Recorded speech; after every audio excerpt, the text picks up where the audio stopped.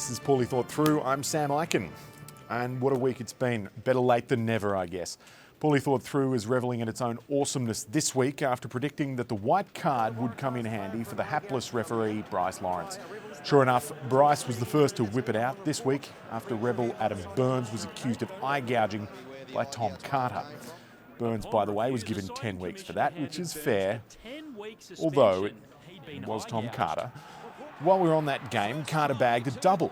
Some may say that makes us look stupid for paying him out last week, but that's just ridiculous. This program doesn't need any help looking stupid. It's called Poorly Thought Through. Thanks all the same, Tom. Our game of the week was the Crusaders and Highlanders, which was played in what can only be described as a huge tent. It seems the souther you go in New Zealand, the tougher they get. We saw a plethora of tries scored. The centre, still going, Burley, Burns, and gear for the corner. And the team that kicked the most three-pointers lost, the way God intended. Now, we got a bit of feedback this week from Duncher. He says, how long are we going to keep being surprised by the Highlanders? Well, Duncher, unless they lose to the Tars this weekend, we won't be. The other big Kiwi derby saw the Blues travel all the way from Auckland to Hamilton to take on the Chiefs. Not really an away game. The Waikato's backs, though, went through the Aucklanders like a dodgy curry.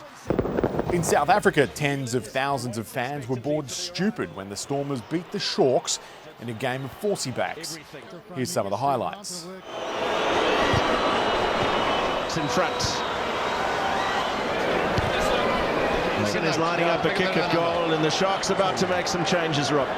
Yes, that they are. Sean McLeod's about to come on after this kick. What happened? Did someone score? Oh no, someone didn't score. The Stormers have not only gone to second in the South African Conference, but they've also made it into the top 8 on the AFL ladder. In Brisbane, the Honey Badger had a game plan.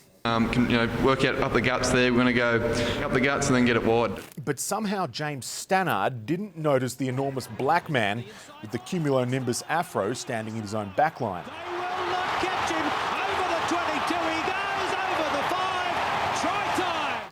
Now we need to get to this week's monologue. I think we need to take a moment to have a look at the scrum.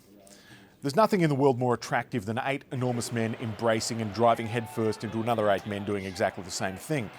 But it seems referees have made a collective decision to reduce the scrum to a farce that's almost as boring as watching some poser pull up his socks and line up for a kick. The call crouch, touch, pause, engage already has a pause in it. It's easy to tell where it is because it's the word pause. You don't need to add an additional pause either side of the word pause because that's stupid. Also, referees really need to turn up to a few training sessions and pack down in a few scrums so they can see how utterly ridiculous some of their penalties are. Have a look at this one, for example. Individuality of the players. Number 1. Goes against Ben Daly.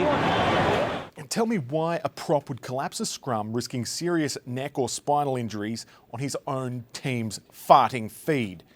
Seriously, referees, do the world a favour and put the whistle away.